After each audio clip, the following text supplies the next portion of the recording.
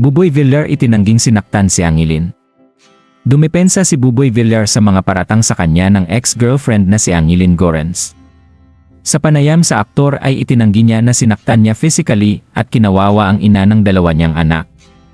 Isiniwalat kasi ng kanyang ex-wife na hindi naging maganda ang kanilang hiwalayan dahil maraming babae si Buboy noon at sinasaktan siya. May mga ulat din na nabawasan na ang sustento at panahon ng komedyante para sa kanilang mga anak. Pahayag ng aktor, dumaan sa buhay ko po na yung tatay ko din ay sinasaktan ang aking nanay. Alam ko po na mali. Mahal na mahal ko yung nanay ko kaya kahit kailan hindi ko maisipan na gawin yung sa kanya. Malabo po. Bukod dyan, nagkaroon din ng paglilinaw ang komedyante patungkol sa kulang na sustento sa mga anak. Napag-usapan na po kasi namin yan dati pa. Napag-usapan namin ito ng legal at approved ito. Sinabi ko talaga kung ano yung parang kaya ko as a father, so naisarado naman po namin ng maayos yon kaya yung mga ganitong pangyayari, kung iisipin kong mabuti po, nakakalungkot.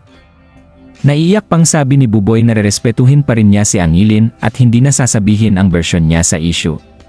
Sa mahabang Facebook post ni Angilin noong March 26, nagsalita na raw siya dahil sa mga nambabash sa kanya at sa kanyang pamilya.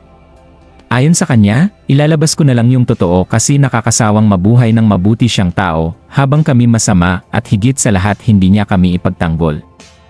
Sinabi rin niyang pinapalabas umano ni Buboy na palaging inaalagaan ang dalawa nilang anak kahit na bihirang-bihira raw nitong mapuntahan ang mga anak nila.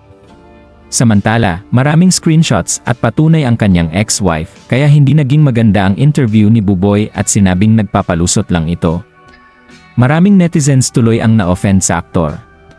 Anong masasabi niyo sa balitang ito?